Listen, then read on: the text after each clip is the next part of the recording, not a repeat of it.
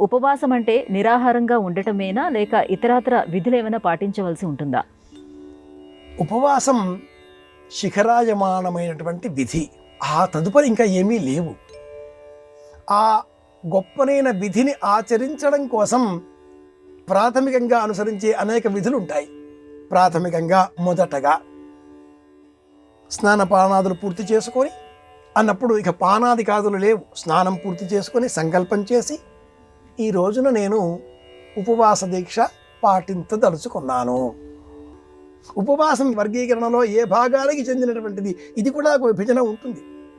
అనేకులు ఆహారాన్ని తినకుండా ఉండడమే ఉపవాసం అనుకుంటూ ఉంటారు. అలా కాదు. చూడకుండా ఉండగలగడం కంటికి సంబంధించిన ఉపవాసం.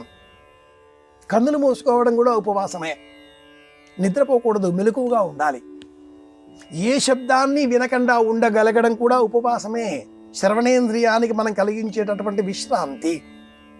నిశ్శబ్దంగా ఉండగలగడం, నోటికి సంబంధించినంత మేరకు విరామం, విశ్రాంతి ఉపవాసం అవుతుంది. పాదములకు విశ్రాంతి ఉపవాసం.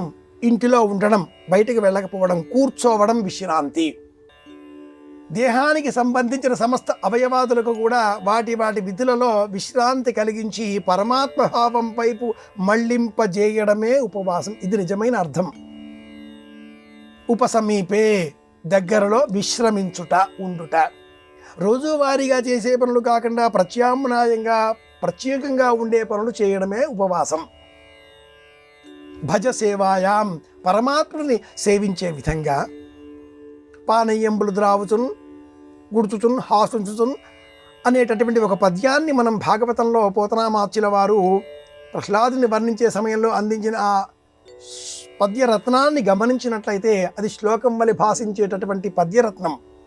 ఎలా ఉంటుంది అంటే లక్షింపుచున్, చూస్తూ ఉంటాడు లోకాన్ని అని అందరూ అనుకుంటూ ఉంటారు. కానీ ఆయన పరమాత్ముడిని చూస్తున్నాడు. పానీయములు తాగుతున్నాడు. ఎవరైనా ఏదైనా ఇస్తే అది శరీరానికి సంబంధించినంత మేరకు, మనస్సుకు కాదు. వింటున్నాడు ఎవరైనా ఏదైనా చెబుతూ ఉంటే, కానీ అది మనస్సుకు చేరడం లేదు. ఇది ఉపవాసం అంటే. హాసలీలా నిద్రాదులు చేయుచును, నిద్రపోతున్నాడు. శరీరానికి విశ్రాంతి, మనస్సుకు కాదు. మనసులో ఓం నమో నారాయణాయ, ఓం నమో నారాయణాయ, ఓం నమో భగవతే వాసుదేవాయ. కాబట్టి ఆయన ప్రహ్లాదుడు అయ్యాడు. నలుగురు అన్నదమ్ములలో శ్రేష్ఠత్వాన్ని ఎందుకు పొందాడు? ఆ అన్నదమ్ములు నలుగురు ఒక్కడు కాడు. హ్లాదుడు, అనుహ్లాదుడు, సుహ్లాదుడు, ప్రహ్లాదుడు. ఎందుకు ప్రహ్లాదుడు శ్రేష్టం? ఉపవాస వ్రతాన్ని పాటించాడు, ఉపవాస విధిని అనుసరించాడు. మనం కూడా ఉపవాసం అంటే ఎవరైనా ఏదైనా పదార్థాన్ని ఇస్తే, ఈవేళ నేను ఉపవాసం తినకూడదు, నేను ఉపవాసం ఉన్న రోజు తెచ్చి ఇచ్చావు, ఏం చెయ్యాలి? ఇలా అంటే అది ఉపవాసం కాదు. ఒక అల్లుడు తన మామగారిని, మామగారండి నన్ను మీరు మీ ఇంటికి ఆహ్వానించగా ఎంతకాలమైందో, అసలు నన్ను మీరు ఏ పండగకి పిలవడం మానేశారు ఈ మధ్య. ఆ మామగారు అన్నారు, ఎందుకు? ఈ వచ్చే మహాశివరాత్రి నాడు నీవు తప్పకుండా మా ఇంటికి రావాలి.